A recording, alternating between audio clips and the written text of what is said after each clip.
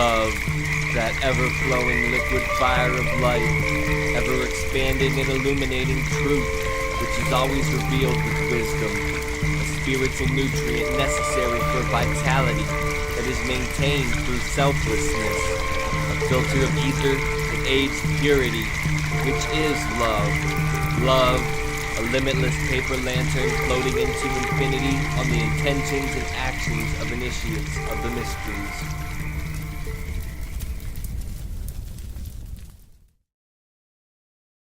All right, welcome everybody. We have Beverly McDonald with us today. Beverly, how you doing? I'm doing excellent. How are you doing? I am doing well. I had myself a little nappy poo and I feel refreshed and revitalized. Amazing. It's like 11 over here, so kind of early for naps. But Yeah, it's like two. I get up at like 5 o'clock a.m. Eastern time. So most of the time by now I'm just exhausted. And it's like my siesta halfway through the day. Like I've earned fair, it. totally fair enough. I love it. We need to bring those back to the States. Yes. Yeah, I agree. I think the work world would be so much better with shorter work weeks and siestas involved in there. Oh my gosh, yeah. The attitude towards work would be completely different. Oh my God, I know. Just go to like Mexico or Spain where they do that. I've never Amazing. been, but I can only assume how great it would be. Oh yeah, for sure. I like to start the episodes off normally when I'm interviewing people with having them express something that they're grateful for. What are you grateful for today? Oh my God, what am I not? It's so hard. I mean, honestly, it's like every day I wake up, I am grateful to take that first breath, to have a bed to climb out of. My life has not always been so easy where I can just get up in the morning and open my eyes and smile and be grateful for that. So I really, really take that in every day. Um, there were so many times where I'd wonder if I was gonna wake up. I've had substance abuse issues in my life, in my past, and just being okay with the fact that okay, I'm gonna fall asleep, and maybe this is the last time I'm gonna fall asleep, and recognizing how sad that is, and how profoundly sad that is. Yeah, to be cliche is hell, but what am I not? No, I mean that's awesome. That's such a great way to perceive everything too. For me, the thing I'm grateful for today is humility, kind of like what we were talking about before we started. I'm just grateful that I've refound my humility somewhat. Totally. Yeah, that's a big one. It really is. It can be very difficult for me sometimes because I can be very arrogant and prideful. Oh, absolutely. That ego is tough for all of us, for sure. Yeah, I'm fortunate that when I do get a little bit prideful or arrogant or full of ego, that life tends to present something to humble me very quickly. You are not alone there. You are not alone there. Oh, yeah. It comes quicker too. Like the more you recognize those egocentric ways, you notice that that slap of the hand comes a lot quicker, huh? Yeah, my tolerance for like emotional pain or my own BS has reduced greatly since I've been in recovery. Yeah, totally. Yeah, you value yourself in a totally different way. Yeah, as soon as I start feeling something, I just am like, I gotta figure out what's wrong and recalibrate it. So much easier. Exactly. It is, right? Exactly. Straight to the source. Straight Hmm. to the source. What quotes do you feel most moved by? Like two or three, and explain what they mean to you personally. God, I love quotes. Oh, there's so many. So, Rumi is a big favorite of mine. I really love Rumi quotes. Um, Probably my favorite Rumi quote is the very simple close your eyes, fall in love, and stay there. It's got so many levels for me. Something so simple as just closing my eyes and falling in love aligns me with that self-love, with I'm closing my eyes, I'm in my space, and I can sit back in that soul seat and feel myself, higher self energy, the mother earth giving love to myself. And then also opening my eyes back up to the world and just already being in that love center just allows me to perceive, everything with that different lens. I didn't live with a love lens for very long. I lived with like a cynical lens and a negative lens for so long. And so I really like that one. It's a really simple, close your eyes, fall in love, stay there. And then one I grew up with, I can honestly say ever since I can remember hearing my mother speak, I can remember this quote. And I don't even know like who said this quote. I think it's like an old Chinese proverb or something.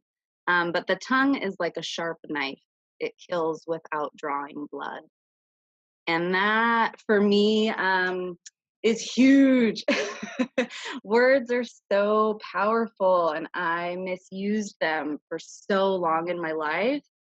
Oh my gosh, I was so mean to myself and so mean to people, and I just misused the word. Even though I grew up with that quote in my ear my whole life, I it never really sunk in.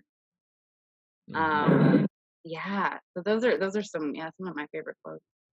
Yeah, those are really powerful. I really like the one about the Rumi one because for me, love was always something that I had backwards in a sense. And I've heard it said that the relationship you have with yourself sets the tone for every other relationship. I never liked myself unless I was doing something that I thought was good, and then I would like over glorify myself, and then so that because of that, I had like this um, light and dark view of every kind of relationship. They said one negative thing about me, they hate me. Yeah, Or totally. they didn't do what I like. They don't love me. I don't love them anymore either. And Yep.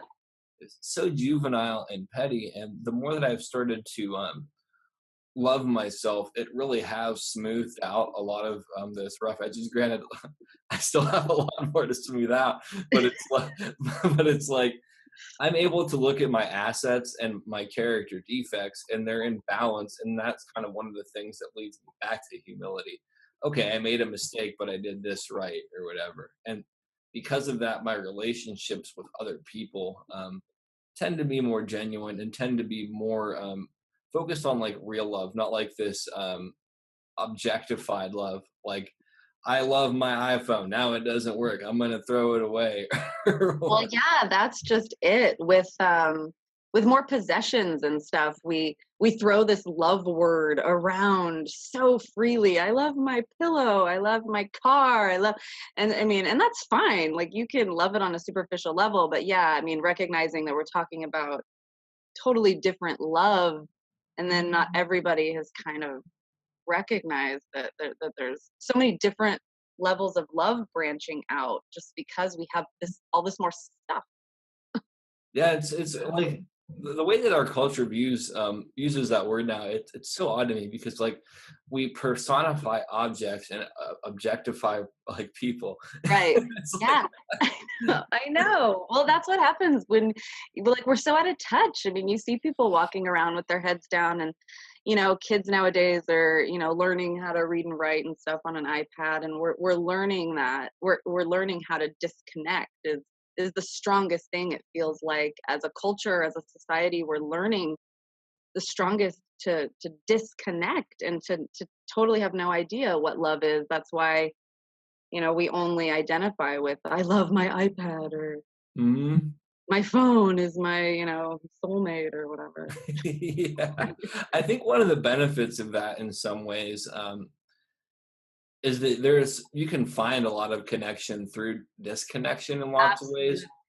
um, and that people growing up in that, like, I don't want them to have to go through the turmoil of living that way, but eventually it's going to kind of lead them to like a fork in the road where they can either find that connection and develop themselves or continue down. And I think that a lot of people, more people I should say, are going to choose that road because before, like, the disconnection was there but it wasn't as apparent, I feel like, because there was all these different forms of like other connections. I don't know, like, it's gonna be interesting to see the way that things progress in some ways. I'm hopeful for it, for everything. Totally. And there's always something. I mean, it's like great that, the kids now have like the help they need as far as like bullying. Like I was a kid that was bullied pretty relentlessly in middle school and in elementary school. So like there's always something. Like we took that, the bullying in school was kind of how we grew and how we sort of, found that peace with ourselves. And maybe now kids today find it through a YouTube video. Like whatever. It's always progressing. I mean, and every time you gain something, you lose something, and every time you lose something, you gain something else. It's like that universal balancing scale. Yep. In regards to the other quote too, about like the tongue and can you say it one more time? I don't want to butcher Yeah, it. the tongue is like a sharp knife. It kills without drawing blood.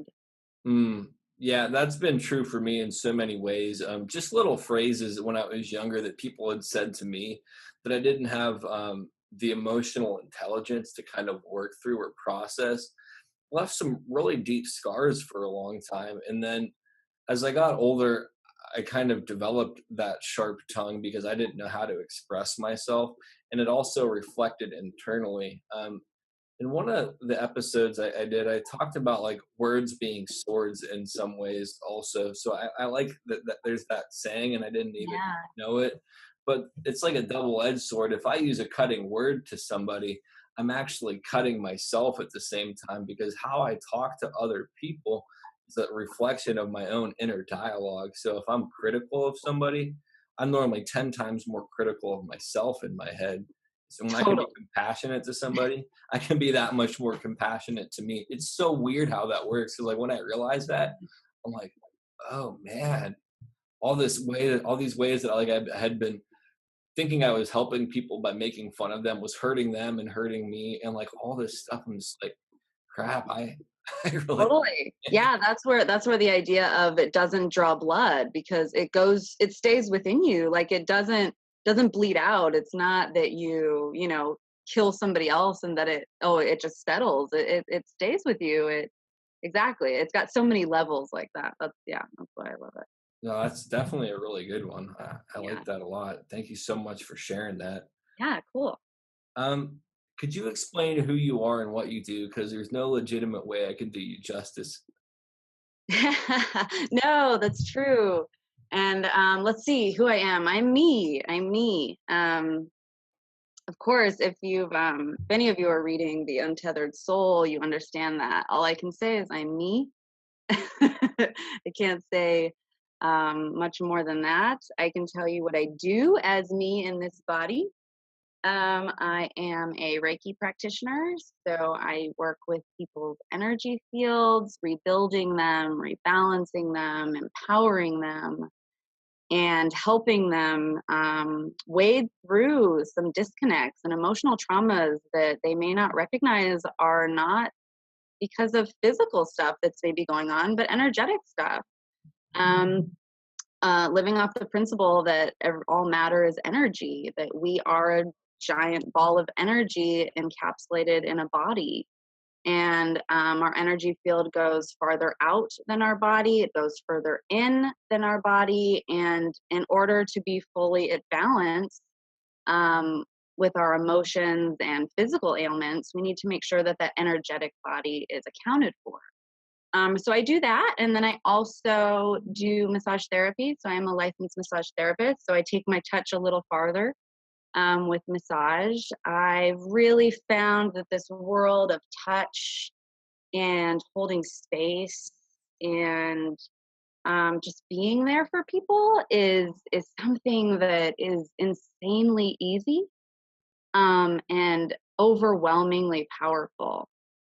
It's so easy for me to just show up and do what I do, and the feedback I get from people is humbling and just makes me further believe that I found what I'm here to do.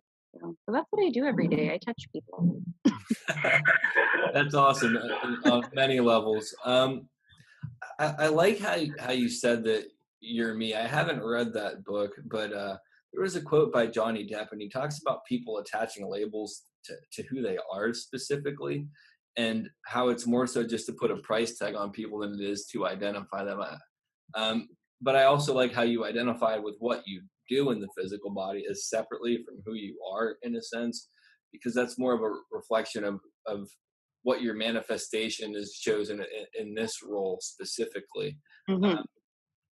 And I think too that the energetic work is very much needed. It's kind of like I'm trying to do the same thing in a different way in some regards. And I've been studying energetic healing. My one friend got me a book on that for my birthday. And it was so interesting to read some of the different things about how the energy felt, sticky, hot, cold, Uh-huh. or all that stuff, and how I felt in different areas of my body. I've had like really tight hamstrings, Okay.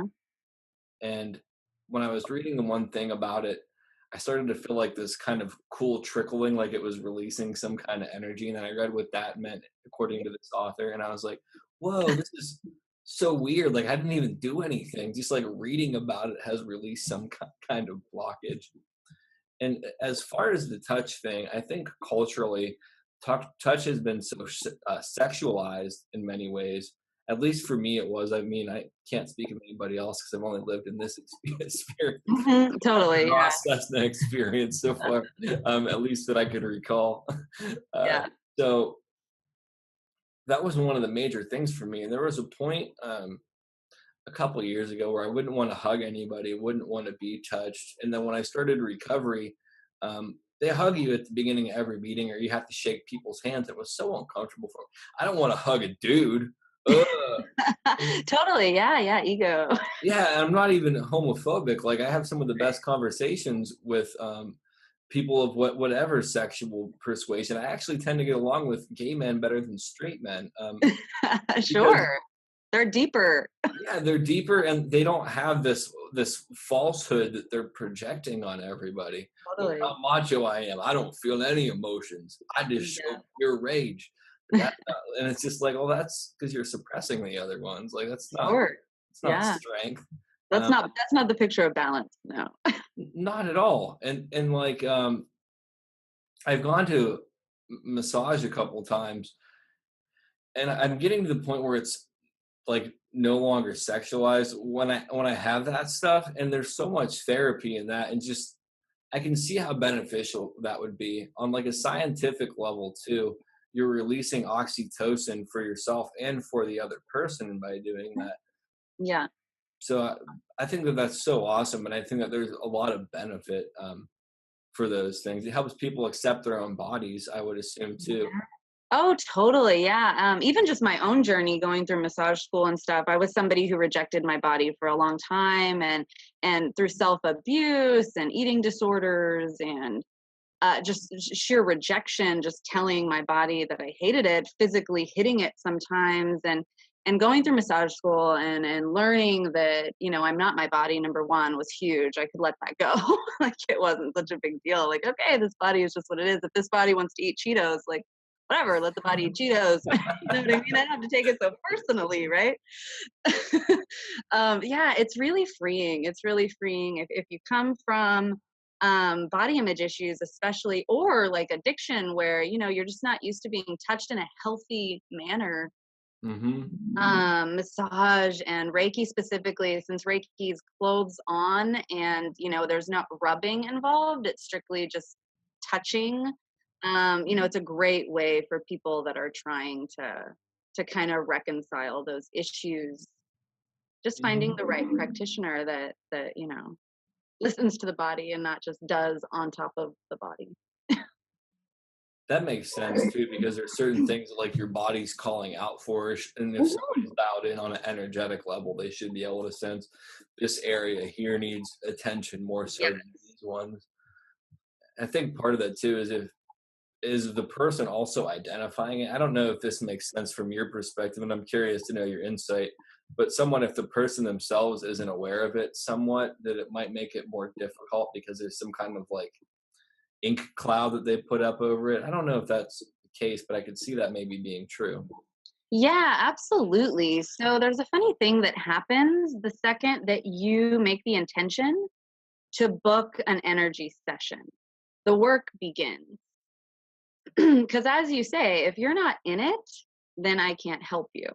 If you're not going to recognize that you have some imbalances somewhere, yeah, I can't help you. I can truly only remind your body what it already knows how to do. And if you're denying it aspects to do what it already knows how to do, then yeah, it's futile to work together. There's nothing's going to happen. We see those people that walk through life in denial, and those are not the people that get on my table. And that is fine. In the work, it does sometimes, you can see people's potential. I touch in on a body and I get information. It's just the intuitive in me. And so sometimes, yeah, those people like, well, the marriage is too hard to get out of, or the job, well, I pay my bills, I'm stuck in this, I'm stuck in that. And you have to really hear that. You have to really honor people that they feel this way, and it's true that how they feel is true for them. So I just get really, really excited and goofy when people call me, like, and people book sessions with me, because I know that those are the ones that are going to hear the work and feel the work, and that want to make the changes. I can't worry about the people that don't. Mm. You have to make peace with that. If you're going to work in this kind of field, you can't want to heal everybody. You just have to be able to sit with the people that come to you. That makes sense. I think that's something I have to learn on this path as well. Is that like what you just said? Kind of like let the people approach me, not go seeking for people, because then if people are coming to me specifically for something, they're more in tune with what I have to offer rather than just trying to draw people in. Um, Yeah. I think Yeah. that's true in so many ways. Kind of like when the student is ready, the master will appear, or like those different kind Exactly. Yeah. No, it's true. It's like as soon as you just kind of feel into, like, so I do, like, most mornings I ride the bike or I go on a hike or I do something active, yoga. And I sit there and I make an intention for the day. I picture like an email coming in, or a website inquiry coming in, or a booking coming in. And I spend time, or a text coming in, I spend time to really like envision that and manifest that. And it happens constantly. And that's truly how I get clients. you And kind of like put it out there and just wait for the universe to answer your call. I As mean, I far as do that in business cards, right? Like, I mean, you gotta, like, you gotta do something, right? you Like, have to do something in the terrestrial world too. You can't just sit there like and meditate on it. exactly, like, you gotta throw out some business cards, but like also, yeah, like truly feeling it. And yeah, I really, it's in this industry, you have to get over like that you're doing anything for people.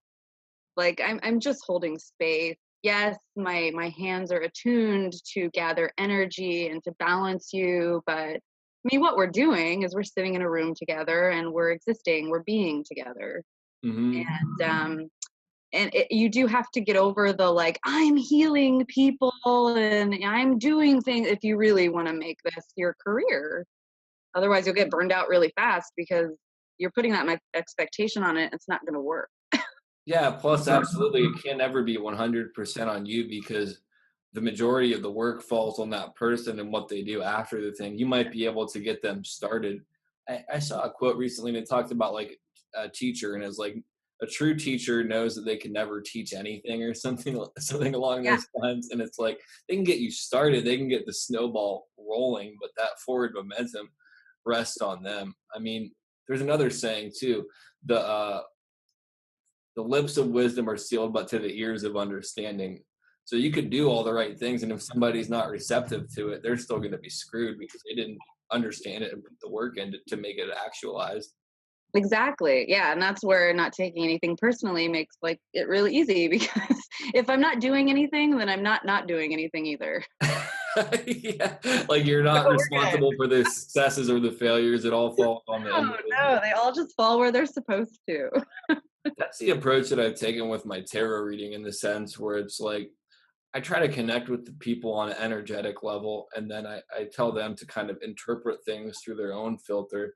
And I admit that I'm completely fallible, and if I'm correct, I have no way of how it actually does it. I just do what works for me, and Exactly.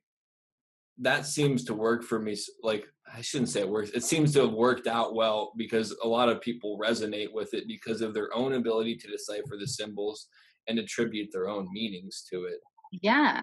And that's what they have to do, because if you sit there and I mean, I can sit here and speak Chinese to you. If you don't speak Chinese, you're not hearing me. You know? I mean, you're not hearing what I'm saying. So, yeah, you gotta find a way to identify and speak their language. And some people just, I'm never gonna tell them exactly what they want to hear, but in a way that they can hear what they need to hear. That's been one of the difficult things for me in doing different things. It's like if I get an inclination of something, I've been a people pleaser most of my life. A lot of people in my past might debate that. Um, Right? well, I was one of the people I tried to please, so it didn't. Oh, there you go. Yeah. Okay. I see that. That's the caveat I'll throw on that. But like if something comes up and like say I feel that somebody's in an unhealthy relationship or something, I have to be able to put it out there, but also put it out there and like maybe not a command as much as like this is what I'm picking up. I could be Yeah. mistaken in this, and it's something you may need to evaluate, which is difficult because normally I just be like, I'm just gonna skip over this and let them figure it out. And I guess there's still that balance of having to figure out when it's appropriate to bring that up and when it's okay to just gloss over it too.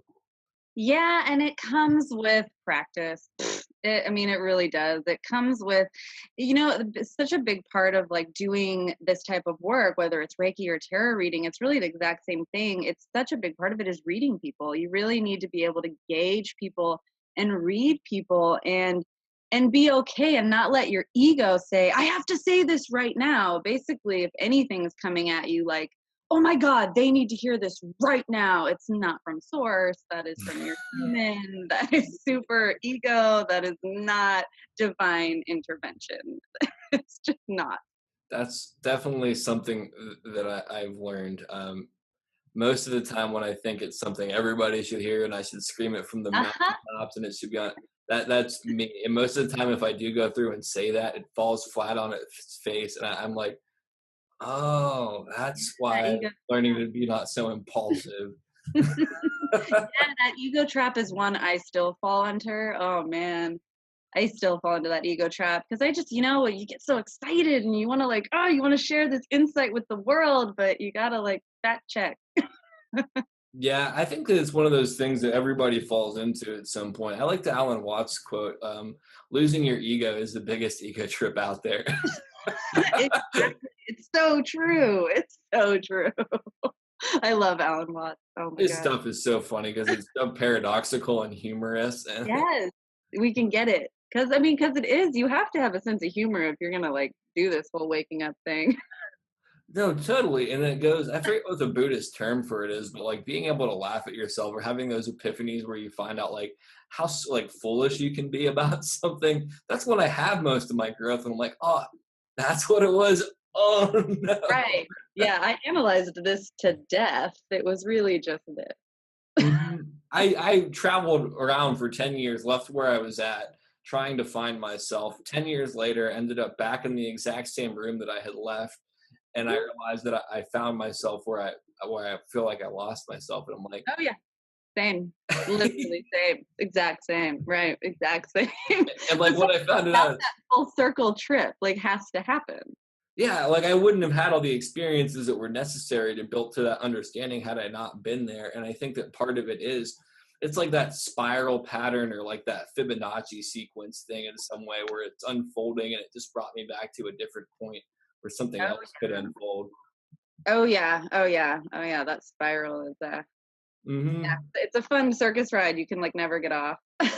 Yeah, I'm just grateful that like it hasn't been the downward spiral lately. It's been like the No. upward spiral. Help me, I'm spiraling into control. Like Yes, yeah, perspective though. Like so easily you could turn it. You could flip it. You recognize. Like I play with myself all the time. Like, oh, I could turn this. And oh, I could just be like super miserable. And I play with that all the time, I think, to remind myself that it's a choice. no, totally. And it is. It's a matter of like redirecting where the energy is going to be there regardless. How do you want to Yep. channel it? And that's like Yeah. Yeah. true alchemy or like the principle of martial arts of using the force of another or the weight of another to your own advantage. Like that's been the key to me overcoming so many things or finding my own peace with stuff is learning how to reframe, rechannel, whatever term you want to use to it. Yep. Absolutely. Yep. Perspective. Oh, totally. Um, did you feel like you were different than others as a child? Oh man. Woo. Yeah. I was a weird kid, right? Like I was a super weird kid. Oosh. And like really early, I was a weird kid. So I think the biggest thing that stands out for me being a little kid was my first real clear memory of being like just kind of outside of myself was when I was 6 years old. And I used to wake up in the middle of the night, like all the time, just petrified that I was going to die one day. Like I would just wake up in the middle of the night at, 4, 5, 6 years old, random stuff. And just panic and just, oh my God, one day my consciousness will be nothingness and it will just go black. And I just like, oh my God, the panic of that would just freak me out. And so I remember being like in the entryway of our house, and I remember like even the shirt I was wearing to bed, and like talking to my mom, and just being like, "Oh, mom, like I'm gonna die," and she'd be like, "Beverly, you're 6." And I'd be like, "Yeah, but soon, but one day I'm gonna be 30, and then I'm gonna be 50, and then I'm gonna be 70, and then I'm gonna be dead, and then it's gonna be over." And so I super don't think that's normal. I don't feel like that's like a normal 6-year-old, and that really continued up until my teenage years. Really, if I'm honest, it continued up until my awakening. Um, just that like inconsolable recognition in a body without like awareness yet of that I wasn't the body. That just this is going to be nothing. That all one day like the curtains are going to draw. Hmm. Um, Yeah, like a stark fear of that always. And the other thing I always noticed about myself was that I never like asked other people for opinions. Like so being a girl, right? Like we get our group of girlfriends and we maybe go shopping together or something and you try on outfits and you ask each other, how does this look or whatever. And I kid you not, I was never that kid. I never solicited other people's input for anything ever.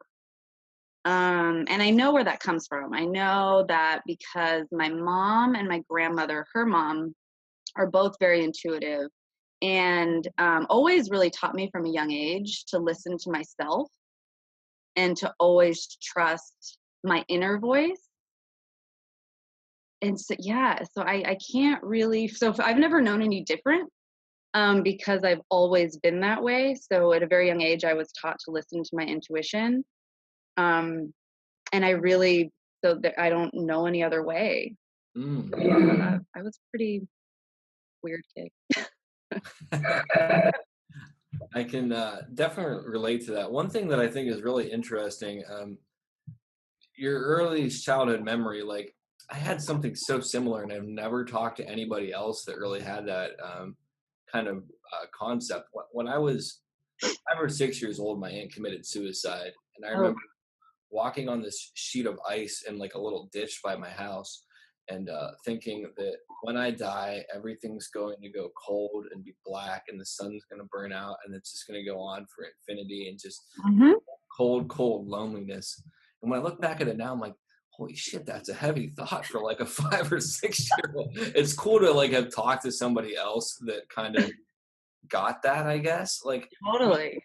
I'm not I'm not happy that you had to think that when you were younger, obviously. Like, I've never talked to anybody else that's really articulated that. So that's kind of a Mhm. cool connecting thread there. And then I also kind of always dance to the beat of my own drum, many times to my own detriment. But also times to where like I was like ahead of the times in certain ways. Like I remember in 5th grade, I had this hat. It was like a flannel no fear hat, and it had this. The bill was all ripped up just from wearing it so much. Yeah. People picked on me relentlessly, and then the next year, people were going out and buying these hats and spending $10 more of their parents' money on the hat because it was a trendy thing. And Oh yeah. Yeah. the thing, I didn't have to pay for the extra hat. Like I just did this naturally. Like Yeah. so many instances like that in my life, and not that like I'm a trendsetter. I just did it because I like the hat, but it's just Mhm. one of the things I'm learning now in recovery is how to take other people's opinions in some way, and it's so frustrating to me sometimes because I've had to learn that like I'm not always right. Yeah. Yeah, that's the hard part when you grow up with like a really strong moral compass, huh? You're like, nobody else, I'm good. I've got this. Yeah, nobody else knows anything. Like, Like, and then I find out like I was wrong about a lot of stuff. Crap, like oh God, yeah, that's humbling in itself, right? yeah, it totally is. One other thing that I pick up, and I'm just wondering if this is true, is that you were a lot more intelligent than a lot of people in your age level or something like that, and it might have caused some turmoil in school, and maybe caused you to act out some way or get in trouble. I don't know. I either get that or you were straight A's. Or You like, know what? I was not. So I'm extremely dyslexic. So I see things super backwards. And I didn't learn that until I was in massage school. So so I did not do well in school at all. I was always really confused with the schoolwork. Now, I always had way more like social and worldly intelligence than most of my peers. And I attribute that to past lives. Like, I feel like learning at such a young age to trust my intuition allowed those past life learnings to come through in this life. So I've always really, really felt strongly. Here's like another weird thing about being a kid, something I've always known, that this is my last life in a human body. hmm, So I've always known this. And this is like my life to use all the lessons I learned and all those past lives. And it's like, so now I understand why I gave myself a grandmother that could awaken my intuition at a really young age so that I could start using those lessons really young and really fast. mm-hmm. So yeah, that's another one that's kind of weird. I don't know if you have any like knowledge of where you are in the evolutionary path. It's something that's a knowing I've always known, like I've known I'm a girl type stuff. Mm-hmm. I've always felt like I'm near the end of it, and you and I had talked about this before, and I had said that I feel like I'm that Buddhist term bodhisattva or something like that, Oh yeah, yeah, yeah. where I would want to be that. Hmm. And I thought about it more after we talked. And that's not something that I personally get to choose. I don't No. feel like, and I almost wonder if this is like me doing that in some regards, where I put myself. I sound like a soul contract to be in these extremely difficult situations to learn that stuff, to kind of share what I've gained through it. And then it's Yeah. kind of like if I can navigate through this well enough that I'm kind of done. Yeah, yeah. See, I have like this stark knowing of like I hate our amnesia contract. Like, I'm not coming back here again. Like that's like how like this voice in my head is like, no. It's funny. Yeah. And I definitely feel like I have the choice. Yeah, see, I don't feel like I do. Like, I kind of feel like I've been here so many times. Like, it's like when then somebody's staying at a party and you're like, dude, come on, I want to go to sleep, or we're going to go somewhere. Hurry up and get your shoes on. Right. Let's go. Like, where I don't know if that's the case. There was a Yeah. thing too when I was psychotic where I asked to not really be able. Like this sounds so weird, but like I say it so candidly, and I think that there's a lot of truth to it. Like I didn't want to know the future, and I didn't want to know more than I could know, which is one of the Mhm. reasons why I like tarot cards, because it's not direct and it works more on like a subconscious level of imagery. So it's not like, bam, I know that in Mhm. 2018 I'm gonna be wearing a blue shirt and I'm gonna meet a girl with green shoes and or a woman Yeah, with green shoes or what, you know what I mean? Like, but I kind of feel like I asked to not know certain things. yeah. So I kind of feel like maybe that's part of the reason why it's murky for me, or maybe I'm just not supposed to know. Because that way I Totally. won't be like, oh, come on, universe, let's renegotiate the terms of my reincarnation clause in the contract. Right, I know. Give me one more season or whatever. Totally, yeah.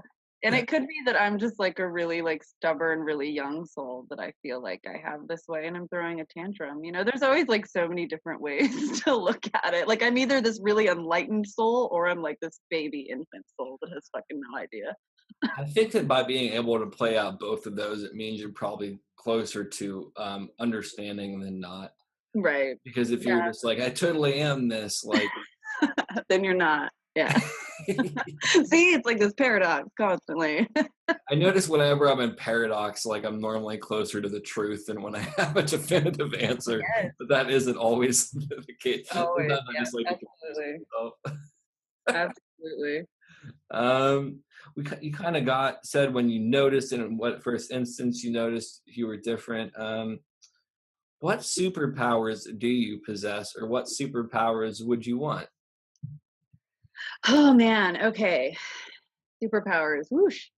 So, I feel like the biggest and this isn't, like, really a superpower, but it's kind of just going back on my, like, issue with our amnesia contract. I just kinda wanna awaken up everybody.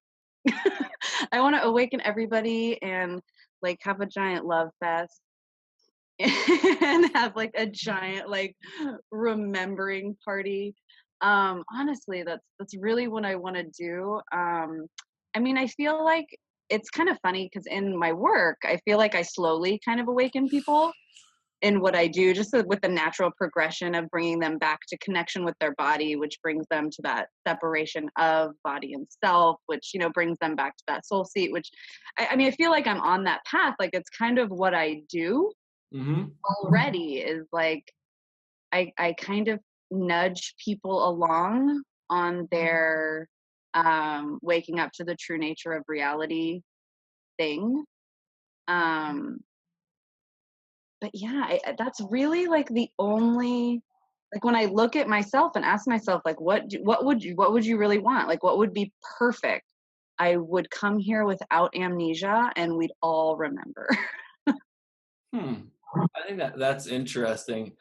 I almost feel like it's kind of like that's part of what happens when like we carnate, like we do have to lose it. Kind of like when we're in like True Source or whatever. This is like what happens when you black out in True Source. You like wake up, oh man, I reincarnated again. Oh crap. Yeah, exactly. I know, like there's obvious reasons that the amnesia contract is in use. Yeah, like being connected to infinity might be a little bit much with our hardware. Like I know. when I was psychotic, I tried to understand infinity, and holy crap, Oh no. that's pretty much what happened. Like before I ended up in the psych ward, all these numbers and things fractaling off and branching off and trying to understand all of the past and all of the future and like all of it being at one moment. Oh no, and our brains, like our human brain is not meant to. Yeah, It's not meant to understand that at all. We it's, can't. You'll yeah, make it's your like trying to do quantum computing on yeah. like on a regular computer. Right, right. It's not gonna work. Yeah, yeah. I like that Maybe I'd superpower love to though. fly or something. I mean, sure, I'd love to fly. That would be awesome too. I always wanted to learn muscle mimetics. Like I still want that to be my superpower. Are you familiar with what that is? No. It's like I can watch somebody do something and then I can do it. Like if I saw Jimi Hendrix play whatever on the guitar, I can play it exactly like Jimi Yeah, Hendrix after watching it once. that I would always, be awesome. I always think of the Matrix too, where it's like I know kung fu. Yeah, right. Yeah, program download. Yeah, that would be great. That would be so cool. Um, Maybe that is how it is. Maybe that is how it is, and we're not asking the right combination of questions. I think that it is how it is, but it's just a matter of having to do the work to actually train those muscles. Because I've learned guitar from watching stuff on YouTube or things like. I've never taken a traditional lesson. Yeah, nice.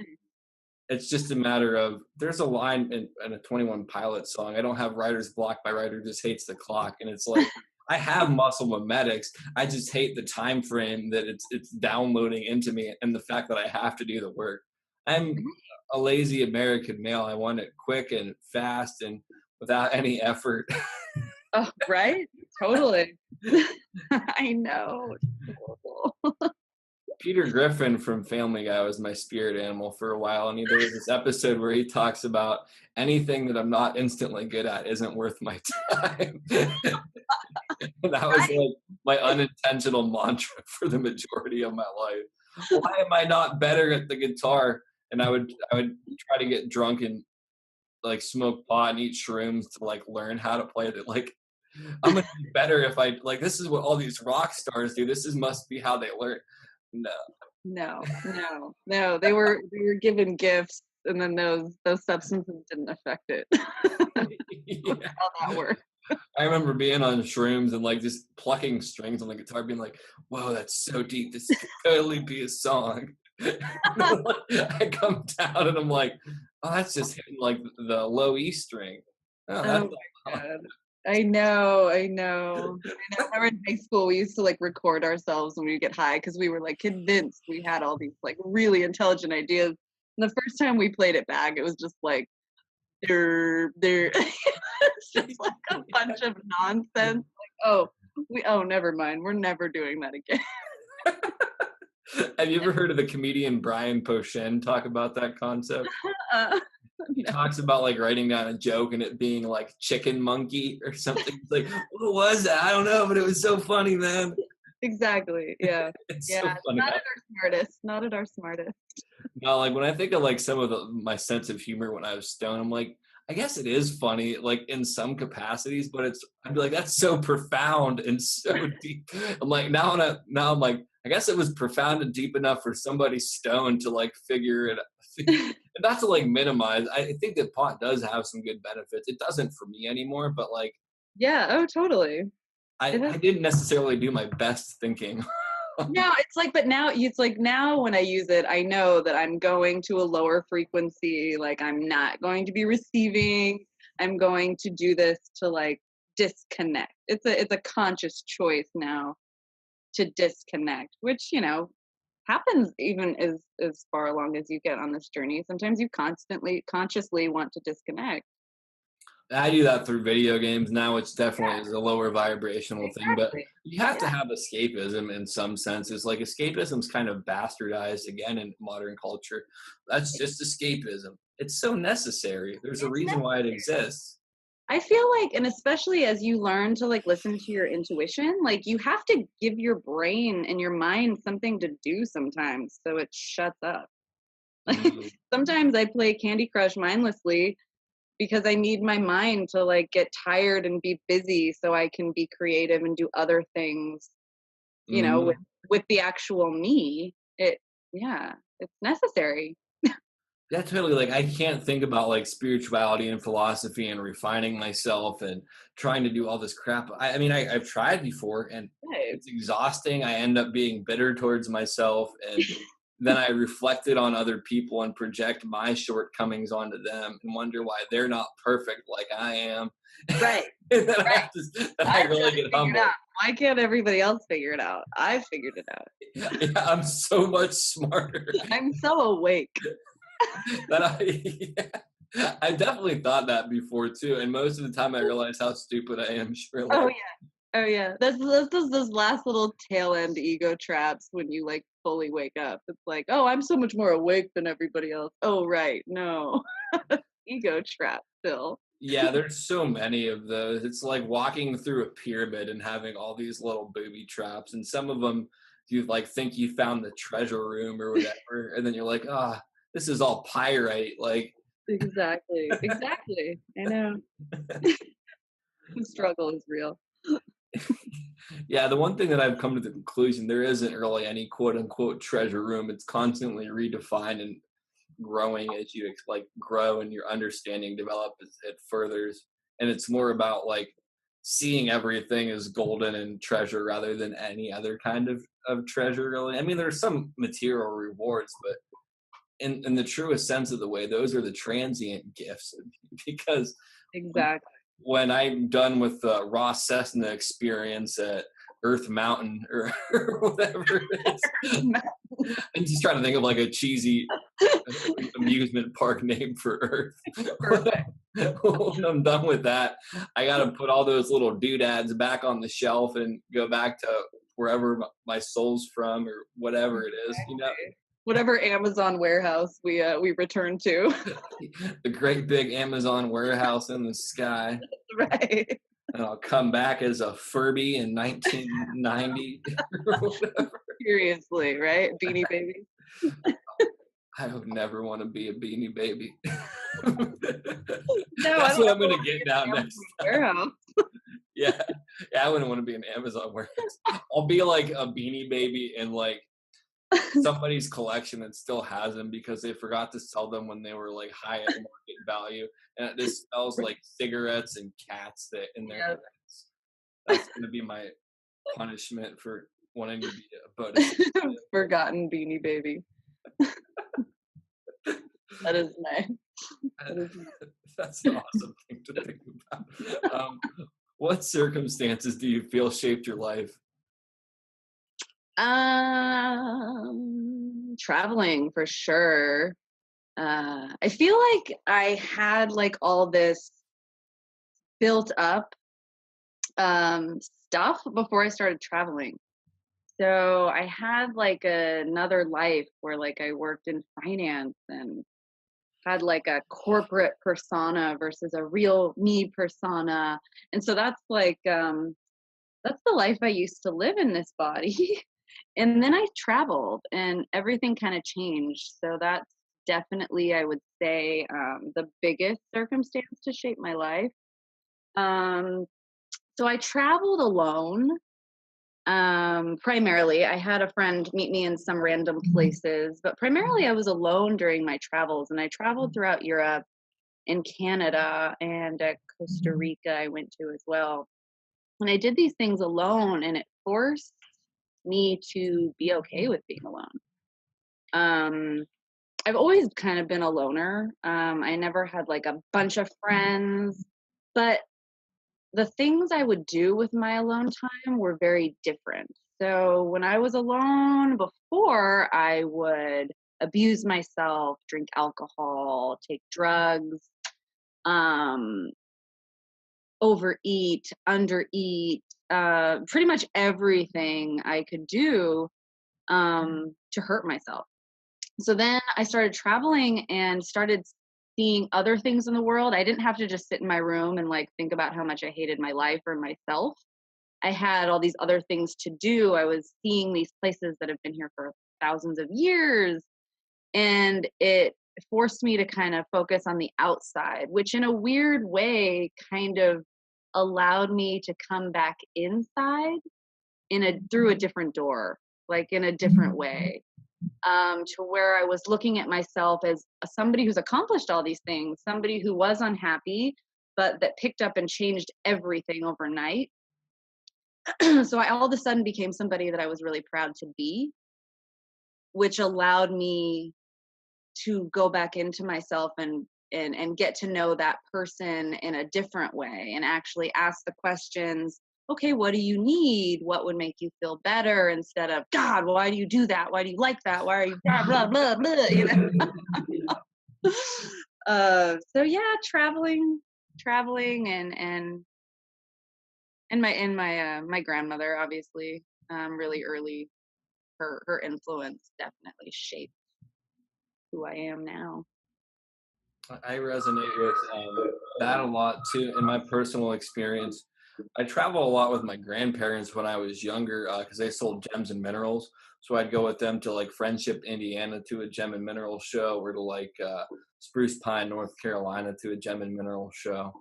Cool. And when my parents were still married, we'd go travel and visit them. I had family in a couple different states. And then when I was older too, I left Ohio when I was around 22 and moved to Las Vegas. Then I lived in Washington State, about an hour north of Seattle for a summer. Then I was homeless on the beach in Northern California for a couple weeks, back to Vegas, Ohio, Jeez, wow, down yeah. to Cali. Then I lived down in the Wow. Florida Keys for a bit, and then back to Cali. And all that traveling, it really is so open, like eye awakening, because it gets you out of that or eye opening, but it gets you out of like that standard modality of this is how life is everywhere. This is how it's always going to be.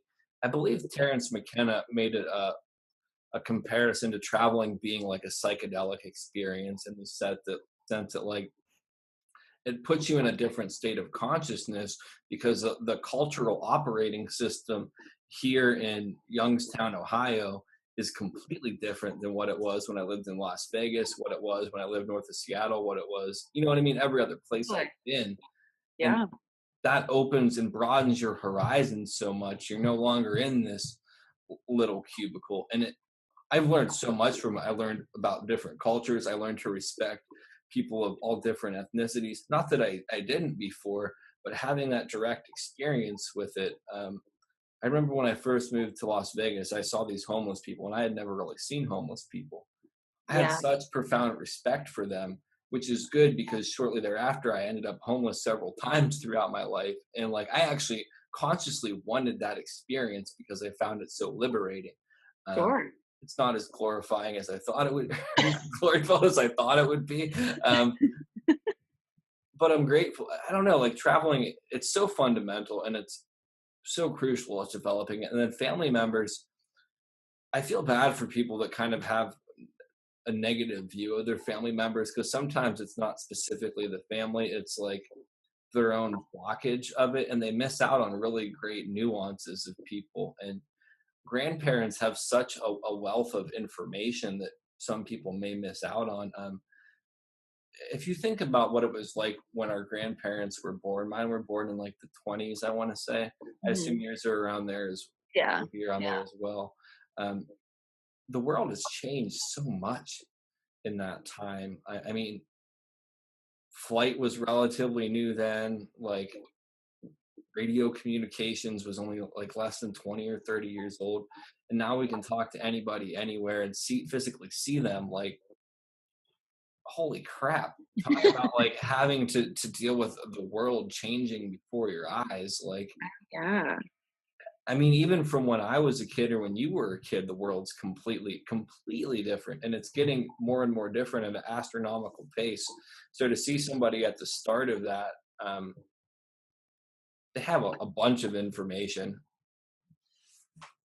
I don't Oh know, yeah. it's Oh surreal. yeah. It's a trip. I mean, even just think of, I remember when it's like, you have to find the, time where mom and dad aren't on the phone so I can steal the line for AOL.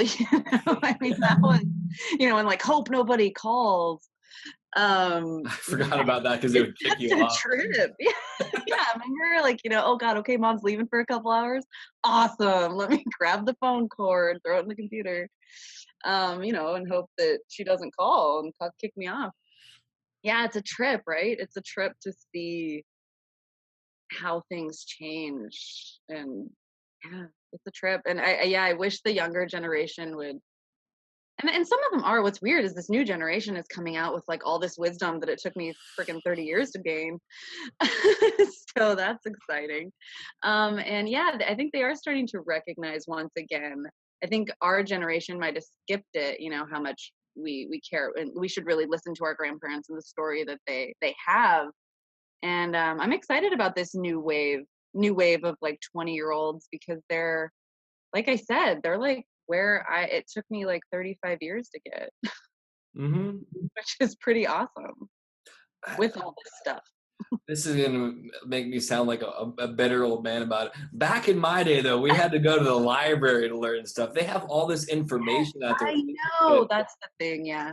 I think that that's such a big deal. And I mean, not that we didn't have the internet at some point in our lives, but they had a head start on it because they've been introduced to it at an early age. And the way that it's organized now is so much easier. The connectivity of it, That's Yeah. awesome. Like, I'm grateful that I learned everything the way that I did too. So Yep, me too. Yeah, grandparents.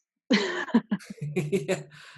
That's the thing though, like, you can learn a lot from grandparents, you can learn a lot from younger people. It's the people Mhm. in the middle, no, it's Yeah, that's right. the ones It's that not don't me. know a damn Don't thing. talk to us. Talk to us. Talk to older or younger. Well, that's a good thing. We're older than some people and younger than some, so we Right. still have wisdom for some people. There's like 5-year-olds that really get me.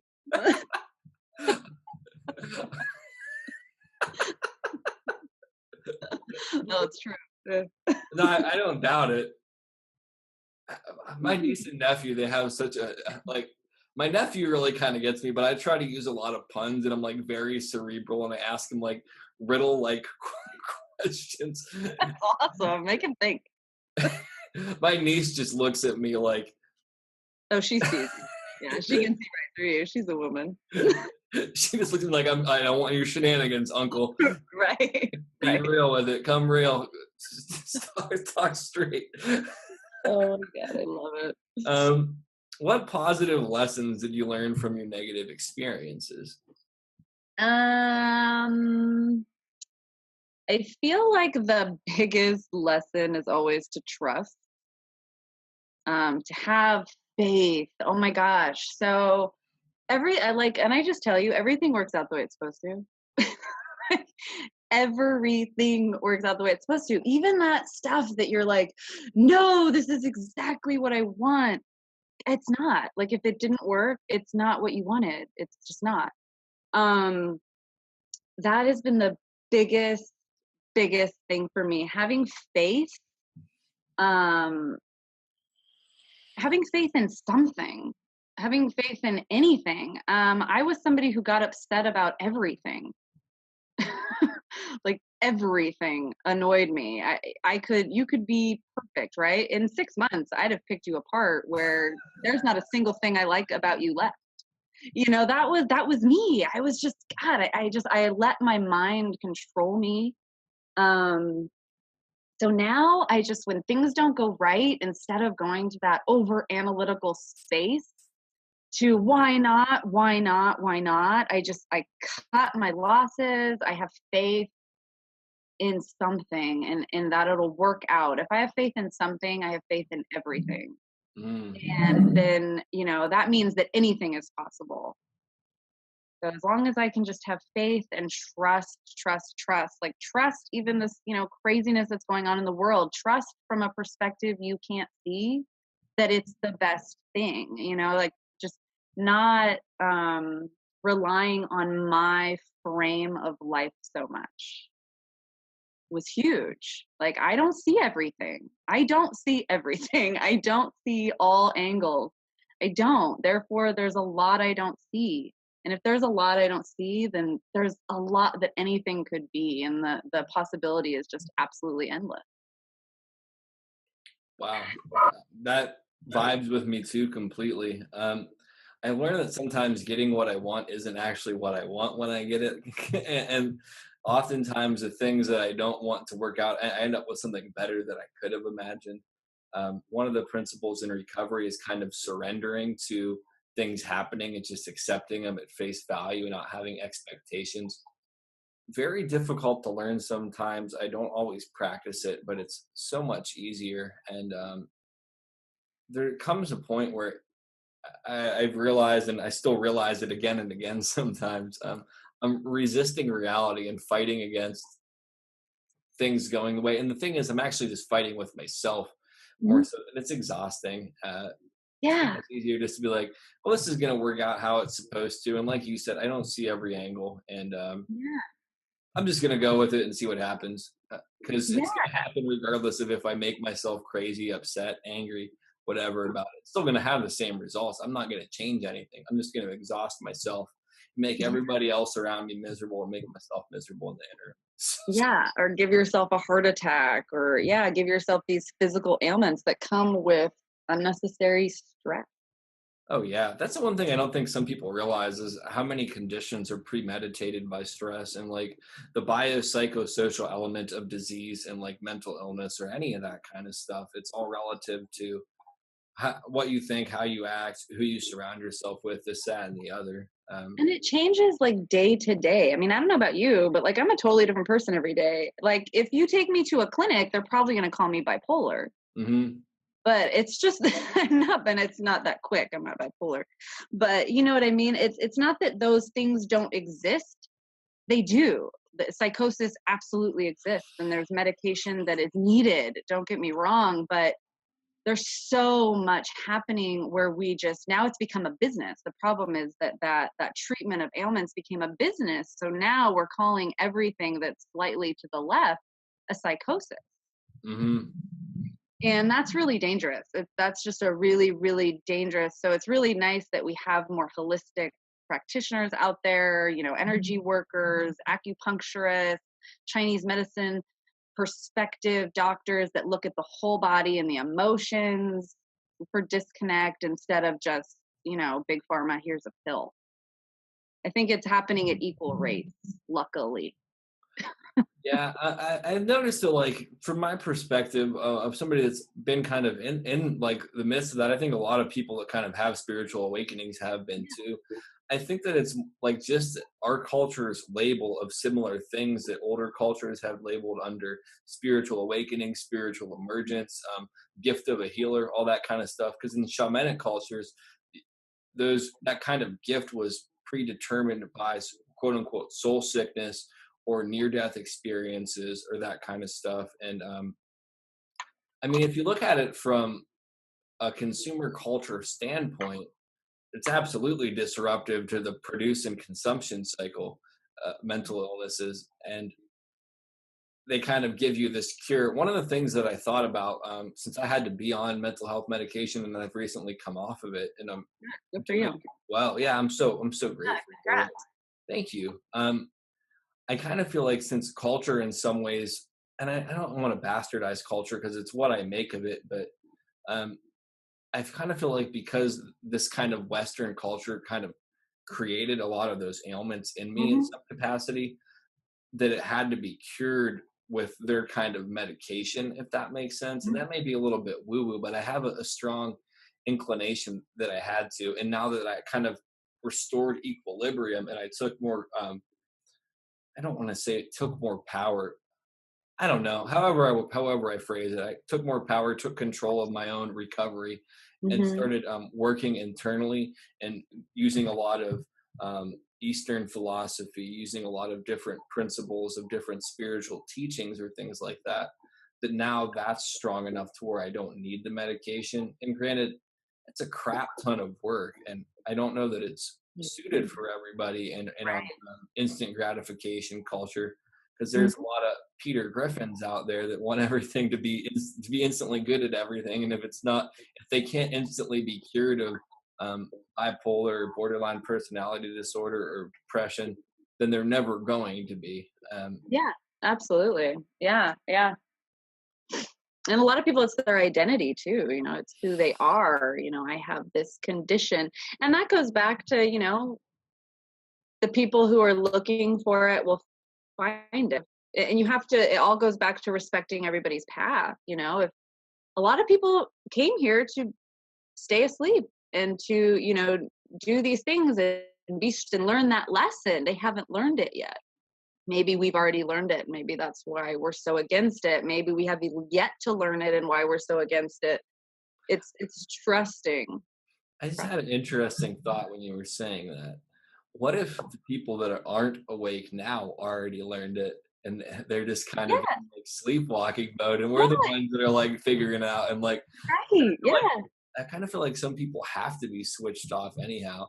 Because if you yeah, look at it in like an energetic sense, you don't walk around the house with every light bulb on. I mean, you can, but it's not exactly. very Or like, you know, the things need to get done. Like you need to do stuff. If everybody's like on the journey we're on, then you've got a lot of people like sitting around and thinking versus, you know, building bridges and creating roads and, you know, arguing the case at court. Like, you know, yeah, it's recognizing that just because we're on this path, we're not farther along on any effing path. Like Mhm. Yeah, we're just absolutely. at a different place on it. Like who's to say we're not like the infant souls? That's Yeah, that's really important to me. I get really into that, like, I don't like that divide because you get these ultra spiritual people that just pop straight back to the duality part of it. And well, I'm more enlightened than that. And it's like, you don't know that, man. Like the fact that you think that, clearly you're infant. Yeah. This line of talk made me think of something else that I experienced in psychosis, and I want to know what your opinion on this is in some regards. One of the things was that I felt like there was moments of like supreme consciousness or whatever, but it was kind of like this part here I realize is just a psychosis in some sense, but it was transmitted by like a lighter, like somebody would give me a lighter and the spark of it kind of represented like the Olympic torch of consciousness in some regard. Do you follow that kind of concept? Okay, and Totally. now I'm really thinking about that with what we were talking about, and I'm wondering if like in moments when I'm not humble and I revert back to that kind of state of non-awareness Mhm. temporarily, if that kind of spark has transmitted somewhere else and it's just kind of cycling back to me in some way. Totally. Yeah. Yeah. Do you get like the sense of deja vu all the time? I don't so much anymore because I kind of feel like I'm going in a different direction. I did before at times Interesting. though. Interesting. Yeah, That's cool. I mean, I used to have it a lot. I really feel like in some senses that I'm kind of like fluctuating. Like I had this weird thought the other day too. It was about being the highest version of myself. And I was thinking, well, I can't be the highest version of myself because they have to be doing this, and like it was like this perfect, like really Mm. thing. And then I thought about it. I was like, well, maybe I am the highest version of myself because I'm not perfect, but I'm happier than the other ones. Like, and I don't know, like, if there's any definitive understanding of how I could know that, but it was really interesting to like think about that. Like, I had this naive assumption that the highest version of myself is the most productive, most Yeah. adjusted to a social structure that I don't really agree with. Who's to say that I'm not? Just because I'm not, I don't know. Like, it was so weird to me. But Yeah, it's so interesting. That's like to me that screams like such a marriage of like old belief system mixed with like actual your knowledge. Because it's like here on this one side you speak of, to be my enlightened full self, I need to be this, and this. I mean, that just screams belief system. That screams, deep-seated subconscious ideas of enlightenment. mhm. And that comes from, I mean, and that seeps in there. Like when we read all these books and we follow this path, it can be really easy to be hard. It can get harder to differentiate kind of what your thoughts are versus like what you read in a book or your belief system subconscious sliding in the back door. It sounds like you're still working that out. Yeah, there's no definitive way that I could ever know. I mean, even Yeah.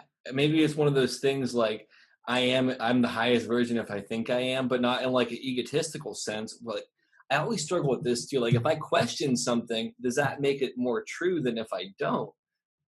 Like I don't know. Like I would say like I'm not being egotistical, but I'm like, am I being egotistical because I think I'm not being? And it falls in like that paradoxical riddle where there's Totally. no true answer. So then it's like, Yeah. am I being?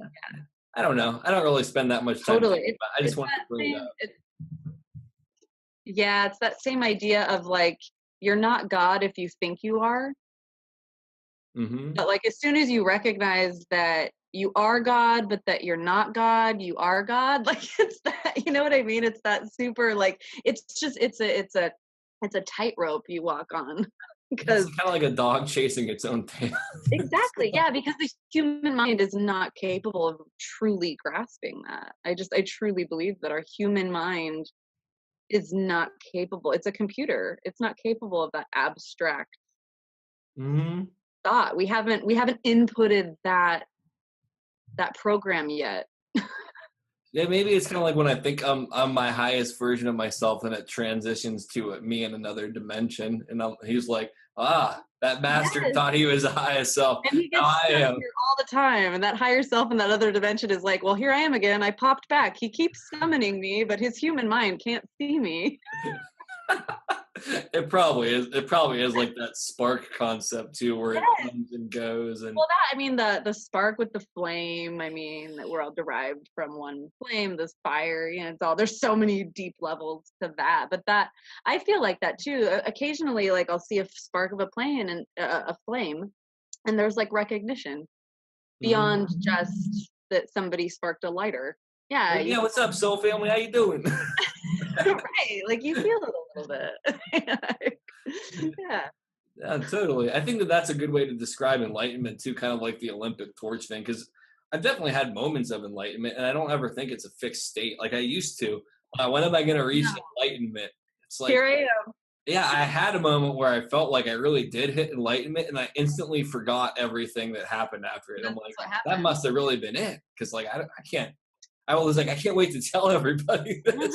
And I Yeah, don't- and it's gone. yeah. Boom. Yeah, I know. I know. And then it I made me know. realize how foolish I was for thinking that I could think it or like all this other stuff. Totally. I have some more questions. I realize that we're running a little bit late. I don't want to take up too much of your time. Do you want me to just kind of go through them and I'll listen more than talk? Oh, good. No worries. I like to Or ramble. just skip around to the questions that you really care about. I don't know. Okay. What philosophy, spirituality, or religions do you find most aligned with your understanding? And please explain them as they apply to you. Okay.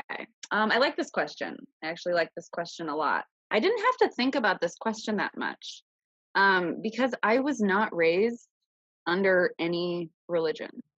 So I was baptized Lutheran, I think, which is like, I think Christian, basically. I went to church, like a Catholic church, a couple times with like friends in middle school. So I grew up with like no frame of reference for religion, which is awesome, which was amazing because it allowed me to pick up books and not be offended by anything or not like, you know, have to battle some really strong religious belief system that I had built from, you know, birth. Um, so it was really cool to find my own. So I can't say what religions I identified with, right? But I can say that like the Buddhist idea of nothingness, I can absolutely identify with. Like I definitely, when I think of me, right, I think of myself as a soul or whatever, not my body. I can absolutely think that I am nothing and I just return like a wave is to the ocean. And that feels really, really good to me. Now, when I think about the fact that, oh my God, I'm nothing, and ego gets involved, then it's like, really, what do you mean I'm nothing? Oh my God, like, how can I'm so important, and my ideas are everything, and you know? And so that tells me like that's not what it is. Like, it's because I want to hang on to my individuality so much. I know that that can't be true. I know that that's ego and mind. So I do identify with the Buddhist idea of, you know, we are truly nothing. Now I don't agree with the Buddhist idea of having nothing because I, you know, have stuff like I have a cell phone. I am talking to you on a computer. Like I have things. So obviously I don't um, follow the Buddhist religion. I don't follow any at all. Yeah, I'm really big on if it makes sense, if I feel it, if I hear something and I feel it somewhere other than my brain, I will look into it farther. You know, I really, that's like, if it sounds right to me, I do it. And if that happens to be Jewish or, you know, Protestant or then that works for me. I kind of marry it all. I totally get that too. That's kind of what how I identify it. And I found stuff in the Kabbalah that resonates with me. I found Mhm. stuff in shamanism, all sorts of religions, because many of them talk about all the same concepts. It's different symbolism and different words, different allegories, things like that. But a lot of the same principles are there. I like how Yeah. you brought up like the Buddhist thing of like not having things. That was one of the things that like I really struggle with it. Various times I really tried to disconnect from self, and I had this one thought before where attachment to non-attachment is non-attachment too, and it's like so funny. And then Yes. I read this book on, I have this daily book of Taoism called the Daily Tao, and it Yeah. talked about how that kind of modality really worked back then, but it's okay to modernize it because the Tao is fluid or whatever. So in a practical sense, to live in the modern world, it has to be somewhat modernized, and it's still the Tao, because how could it be anything else? So it's like, this is how we Exactly. exist. This is how we survive now with these things. And you'd be less integrated into the Tao if you were trying to be resistant to the way that it was structured. It's just Oh not yeah. controlled by it. And when I read that, I was like, wow, that's so profound, because I Yeah. was really in this mindset of like, I can't have this stuff. I can't have money. I can't do this. I should go be homeless and like live on the beach with the guitar. And how could I help people that way? Yeah, that sounds like the church. I mean, that sounds like Catholicism. It's like, you can't have these things. You need to give it all to everybody else. Yeah, you But, should feel but guilty for why? anything, But everything. then, okay, but then Yeah, I'm sad. I got nothing. I think that like a lot of Catholicism or whatever is like subconsciously ingrained in our culture too. Yeah. When I was psychotic, I had like these features of like like that kind of religion or Christian religion. I can't differentiate any of that kind of stuff because I've Yeah. never. Me That's neither. probably the one I've studied the least because it's the least appealing to me. Yeah. Just looking at its history and all the bloodshed and violence and all Totally. that stuff. But there was like images of Jesus and Satan and all this stuff, and like I went to church once when I was psychotic, and it happened to be like communion or something. They give you a wafer and some wine or grape juice or whatever Sure. it is. Yeah. And like I didn't eat the wafer because I didn't know I was supposed to. And then the priest like scolded me afterwards, and I'm like, I gave this a shot. Like I'm never coming back here again. Right. Like I've already done it wrong. I was here for like 4 minutes and I've done something wrong. I guess I'm going to I hell don't now. identify that either. I don't identify with that. No, Yeah. spirituality is supposed to be fun, and like I mean, there's definitely stuff you got to work through, but I Yeah, it's like how you your phrase it. betterment, though. Like it shouldn't be to bring you to nothingness. It shouldn't be to bring you to your knees in despair or lacking. That's Yeah, not. it's like to celebrate that you are nothing and to feel like you're everything because you are nothing, but you're nothing because you're everything. Exactly. That- Exactly. Not to feel guilty because you want to experience like material reality or because you made a mistake or you're going to burn in eternal damnation for making one mistake in a transient life of In a blip. In a blip. Like your life is a teardrop in the scheme of time. yeah. I mean, there's a lot of good points in that religion. I think that they're modernized and that like they're misconstrued because like thinking about it logically, how could an all-loving, all-powerful God create something, then damn it, these are my Right. children, but you colored on the wall, so now for the rest of your life and into eternity you're going to be punished for doing something that really actually doesn't matter in the long run. Like, Well, and to think like he's got time to even worry about like half the things that they think he's worried about. yeah, or like that it's even like personified in the sense that it's just like this energetic consciousness or whatever. Like we're just like a synapse in the brain or the sensory perception of whatever it is. Exactly. A flying spaghetti monster. Flying spaghetti. You ever hear of that? There's the church of the flying spaghetti monster. What do you perceive as your life's purpose? Oh God, what is my life purpose? Wow. That's kind of a heavy question. I know. We were like laughing about In get 3 from words, spaghetti please. monsters. I'm just joking. What is your life purpose? Well, so definitely. So I think we all have the same life purpose. I think our purpose is our presence. It truly is a present. It's a gift, right? There's so many words here.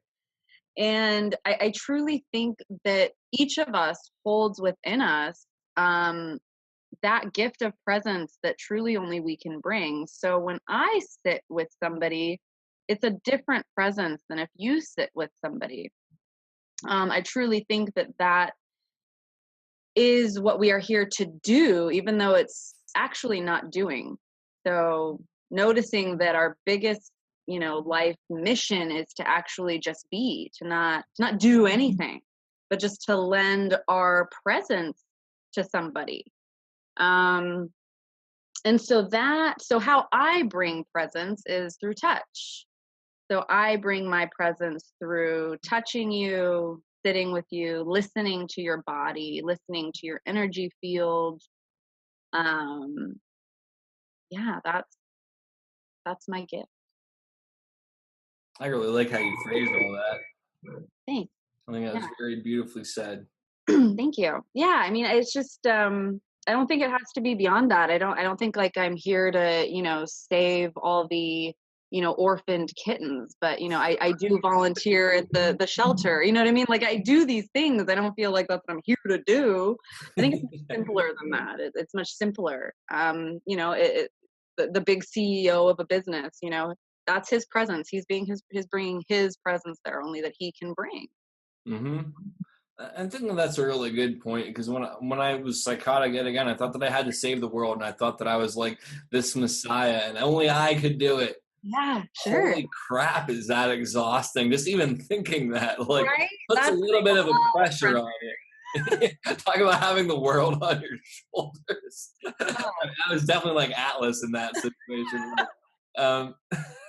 Yeah, that's heavy, man. That's way too heavy. It was about as heavy as the world is, however many Yep, times. it was. Yeah, you literally are carrying the world on your shoulders if you come out and say, "I'm going to change the world." And it's Okay. like, yeah, I still try to be, and I still try to change the world, but I do it, hold the door for somebody, say hello, smile, let somebody cut in front of me in traffic, like not be an asshole when I really want to be an asshole. Yes, Which actually benefits me too. totally. No, everybody wins in this life purpose thing. Everybody wins. When I sit with somebody and I touch them, I am getting just as much, if not more, back from them. I mean, it's totally like criminal that I make money off this. I mean, I got to live too. Yeah. But if it is a labor of love, if I could, if society exchanged in love, I would only charge love. Hmm. Yeah, if there was a way to like pay for a house or apartment rent and your car payment and all that stuff with it. That's the thing. Like a lot of people have this concept that spiritual people shouldn't charge for stuff. And it's like, so you think we should work two jobs and then offer our services for free? Yeah, that's all. Yeah, that makes total sense. Let's make us slaves. Like that sounds like a good way to disempower people and persuade people not to do it. Exactly. Yeah, it's funny how that is. Well, since you said your goal is just being, I feel that in order to work towards your goals, you just have to be. So that kind of shoots it. Self-care, yeah, self-care and just Oh, be. Yeah, that's, listening to yourself. Like I can't ask people to pay me to do things I'm not even doing for myself. That's the biggest thing. Is I get regular energy work. I get regular massage. That's super important because yeah, and the work that I do, if I don't make sure I know what my shit is, then I can misperceive it as yours. And that's dangerous. Now we're talking injured healer stuff. We're talking, not not helping people at all. So yeah, it's really, really vital that I constantly check in with myself, whether that's meditating. I'm a big bath taker, so I take baths every night as ritual, and that's my time. I don't bring my phone in there. I don't bring anything in there other than some Epsom salt. And I gather, and that's kind of my meditation and checking in with me. I think I like that you pointed out self-care as part of what you need to do your goal. Cause that was one of the things, when I was trying to be a people pleaser, is I would never really take care of myself. And I would get burnt out because I would have these concealed contracts with people where my needs weren't getting met because I never had an agreement. I was acting like I was doing stuff selflessly, but I Mm-hmm. really had some hidden motive. like if I do this nice thing for this girl, she should hook up with me. Then she like Right. totally wouldn't, and I'd be like, boo, I'm What a bitch. yeah. Then they'd be like, I don't want to talk to you anymore. You're kind of an asshole. And I'm like, well, crap. Yeah. But like when I take care of myself, I feel better about myself. I don't put other demands on other people. I'm responsible for myself for how, if I feel good or if I feel bad. And that puts me in a better position for everybody. And like you said, with what I'm doing, part of my thing is like trying to get people to think in some ways, or just raise awareness, or bring different perspectives to people. And if I'm not evaluating myself, I can just be spreading a bunch of toxicity. If I'm not being genuine or being honest, I'm completely going against what I stand for. And eventually that's going to catch up to me, and knowing that I'm living a lie again. Hmm. And I don't want to live a lie anymore. I've done that for 32 years, 31 years of my life, or however long. Like that's so much more exhausting than being truthful and calling myself on my own bullcrap and having to work on myself. Totally. And it's that whole old thing, like with the airplane thing, the oxygen mask drops down, you got to grab yours. Like you can't help anybody if, you're worried about everybody else's oxygen mask. And Yeah, you can't give what you don't have. You can't pour from an empty vessel. exactly. Yeah. And if you're not doing these things, then you're not in this work for the right reasons. No, totally. Yeah, if you're running yourself ragged and then just trying to make money off people, Yeah. then it comes down to this whole thing. I can't think of the word now. Whatever. I think we covered it. Let's just skip it. We nailed it. Yeah.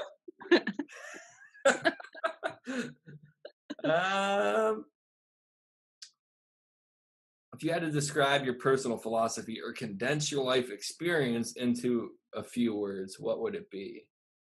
Oh, This is my quiz face. I like it. Shameless plug here. To just be, honestly, that's really, really, really big. To allow, to be open to what you feel, what you hear, and trust it when it comes. A lot of people I hear get oh, I thought about that, but I didn't do it. Like, well, I mean, I don't know. Did you want Source to knock on your door, slap you over the head, sit you down, and say, "Do this"? I mean, that's not how it's gonna work. So you gotta trust. Those pieces that come in, and I often hear people, "Well, I thought it was my imagination." Oh man, what's the difference? Mm. What if from birth we were told God Source speaks to you through your imagination? Man, none of us, every day we'd say, oh yeah, Source said this, I got confirmation from this.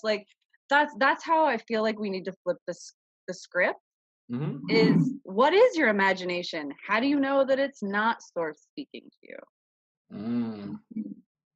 No, I definitely resonate with that, because for a long time, I mean, from a medical health standpoint, when I went in there and I told them some of the things that were going on, they identified it as mental illness. And I think that's one of the reasons why people kind of dissuade themselves from that. But even the stuff, even the standard reality that we perceive is still illusion, because we can't decipher every bit of information that's there in front of us. So we simplify it, and then we filter it through our own lens of understanding or perception. So it's all imagination. It's just that for some reason we vilified probably the stuff that can be more useful than the stuff that doesn't really matter. Oh, look at that Budweiser sign. That chick's hot and the beer looks I'm cool. thirsty. Yeah. Yeah, rather than seeing some numbers or some little synchronicity and being like, wow, that's incredibly profound. For me, since I've had the diagnosis as being quote unquote crazy, I just go with it now. I'm just no, that's awesome. Yeah, totally. It's so much easier. I used to be people are gonna think I'm crazy. I'm like, oh, I am kind of crazy. I am kind of weird. Actually, this paper says that I'm crazy. Yeah, I have the wristband to prove it. Yes. Yeah. The pill pods to prove it. Yeah, I don't know that I want to be labeled as normal in this society. Anyhow, that's a horrible thing to be labeled. No, God, no. I'm fine being the enigma. Yeah, like I don't even understand me. Good luck trying to figure it out, other people. You can try to put me in a little box, but that's just you projecting your own quote unquote imagination on me. So follow your own and see where it takes you. Exactly. Exactly. Yeah. Yeah. Exactly. I really like how you said that. Just two more things, really. Who inspires you? Okay. Who inspires? God. So I'm going to be like really cliche, but like who doesn't? Who doesn't inspire me to the point where like even when I think, God, this person is going to bring nothing to my life, they bring something to my life. It's weird when all those cliches become like true and you start using them all the time. Like everyone inspires me, but it's true. But I think like specifically people that are out there speaking their truth inspire me. You inspire me. Brandon inspires me. Everybody who posts their truth on anything, anywhere, inspires me because for so long, like I was raised really like, oh, don't let them see, right? Like it wasn't like, I mean, my dad was a drug addict. So we did kind of have that different persona, we'd go out and, people didn't know my dad wasn't a drug addict. So, you'd have to be these split kind of dual ways, one way at home, one way out in public type thing. So I really learned at a really, really young age to filter my truth and to tweak my truth as it was needed in situations. I became like I'm the best chameleon on the planet. Like I am amazing. I will fit into, me and a brick wall will be best friends by the end of the night. I mean, seriously, I can fit into any situation. And I think that's because I learned really how to like just be whoever you wanted me to be. And so when you step away from that, when you step away from, this is who I am, I'm proud of it. I did this thing before that, I can look at objectively and say that, wasn't a proud moment of me, but I still own it, is just so inspiring and so heartwarming for me. Because I know that that's such a big part of my path. Obviously, it's such a big part of me to get okay with being completely authentic. Like I've always been okay in my mind, but outwardly not okay with it, or I've always kind of made excuses for not being me. All that vibe. Yeah. I skipped one question. Since we're at the end, I'm going to ask it real quick. What bands or lyrics, what songs or bands have lyrics that most resonate with you at this moment? Oh, so gosh, I don't really listen to bands or music. Yeah. I do listen to like electronic music and stuff. Like I'm really big into like Odessa and that kind of electronic music. I do listen to a lot of instrumental music. Being a massage therapist, I listen to like classical music all the time. And that's the stuff that I really like. When I was younger, I was into like punk rock and a lot of really like lyric based music. And now I really like the quiet of my mind. And I find that sometimes music interrupts it. I've heard that a lot, honestly. Like people have Really? said that a lot. I was kind of nervous about that question because I was like, God, am I like the only one that's kind of a dork and like I don't really know like what bands are around? I don't know a lot of popular music now myself. I like older stuff, or like I find older stuff. I like a lot of stuff without lyrics as well. Yeah, Just kind of where my mood takes me. totally. And it's different. Like sometimes, like what yesterday in the car, for instance, I was listening to AFI. So, I mean, that's like hardcore punk rock, but, and then like another day I'm listening to like Aaron Neville, I don't know. I just kind of, or just like jazz music or something. I go from like Jack Johnson to Nirvana to Old Crow Medicine to Devil May Cry, like hip hop. Yeah, see there. Oh yeah, there's usually definitely some BIG in there or something.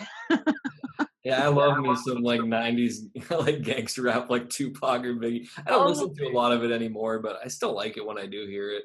oh, absolutely. Oh yeah. Oh yeah. Big time. It's kind of like my guilty musical pleasure in some ways.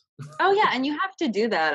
Yeah, you do that. You got to give your body something to groove on every now and then. Yeah, absolutely. Like it goes back into like being here and having like getting to experience those things. But I mean, if something resonates with you more, like stuff without lyrics, you got to follow that too. Yeah, I just try exactly. to be in the flow with it. Yep. I'm a different person musically every day. That's right. That's right. With everything, Yeah. clothing, everything. I don't know. Yeah, I'm not like a Homer Simpson where I have a locker and or a closet of the same like clothes, and then I listen have the same intro song every day. Nope. Totally different. Um, so I've asked previous guests to end the show in their own fashion. You don't have to, but you can have the last word if you'd like. Um, let's see. I don't like I have something to read, I think. So our deepest fear is not that that we are inadequate. Our deepest fear is that we are powerful beyond measure. It is our light, not our darkness, that most frightens us. We ask ourselves, who am I to be brilliant, gorgeous, talented, and fabulous? Actually, who are we not to be? You are a child of God or Source. Your playing small does not serve the world. There is nothing enlightening about shrinking so that other people won't feel insecure around you. We are born to manifest the glory of God that is within us. It is not just in some of us, it is in everyone. And as we let our light shine, we unconsciously give other people permission to do the same. As we are liberated from our own fear, our presence automatically liberates others. And that's a quote by Marianne Williamson. It's actually part of Nelson Mandela's inaugural speech in 1994. And I just like everything that it says completely. Don't believe. Don't follow. Do not consume. Do not watch. Largely what I'm talking about here is reclaiming experience. This is what's been taken from us. It's a self-advancing, self-expanding, self-defining process, and it takes no prisoners. The real world isn't a spiritual world, it isn't a material world, it isn't an empty world, it isn't a solid world. It's simply